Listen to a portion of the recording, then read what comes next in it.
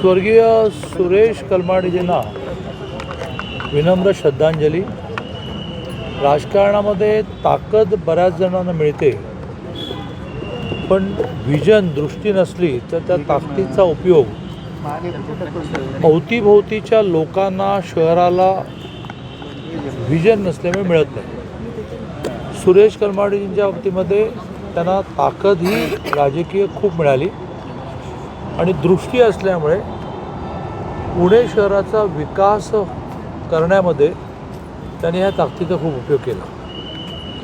म्हणजे एक बालेवाडी स्टेडियम जरी आपण म्हटलं, जे तयार झालं आणि वर्षानुवर्ष देशभरातल्या जगभरातल्या खेळाडूंसाठी ते एका अर्थाने उपयोगी स्टेडियम ठरलं.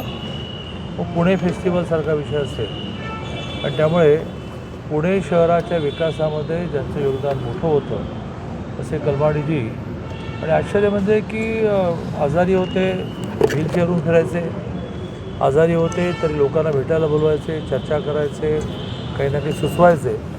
अशा आयुष्याच्या शेवटच्या क्षणापर्यंत ॲक्टिव्ह राहिलेल्या सुरेश कलमाडीजींना मी माझ्या वतीने, शासनाच्या वतीने, पक्षाच्या वतीने विनम्र श्रद्धांजलि. ज़्यादा हिंदी कैसे श्रद्धांजलि देंगे? स्वर्गीय सुरेश कलमाडी जी को विनम्र श्रद्धांजलि. मेरी ओर से, मेरे शासन की ओर से, मेरी पार्टी की ओर से. कई लीडर्स ऐसे होते हैं कि जिनको पॉलिटिकल पावर मिलती है, लेकिन दृष्टि न होने के कारण वो उसको जो भौगोलिक क्षेत्र मिला, उस भौगोलिक क्षेत्र को उसका उपयोग नहीं होता. कलमाडी जी ऐसे एक नेता होकर गए कि जिनको पॉलिटिकल पावर खूब मिली, लेकिन पुणे शहर के विकास के लिए उनको दृष्टि होने के कारण उन्होंने बहुत उपयोग किया. बालेवाड़ी स्टेडियम जैसे कई विषय उन्होंने इनिशिएट किए, निर्माण किए, जिनका सालों तक लोगों को उपयोग रहा. पुणे फेस्टिवल भी उसका उदाहरण है. और सबसे महत्व की बात, बीमार रहे, व्हीलचेयर पर घूमते रहे, अंत तक लोगों को मिलते रहे, लोगों को बताते रहे, लोगों को सलाह देते रहे.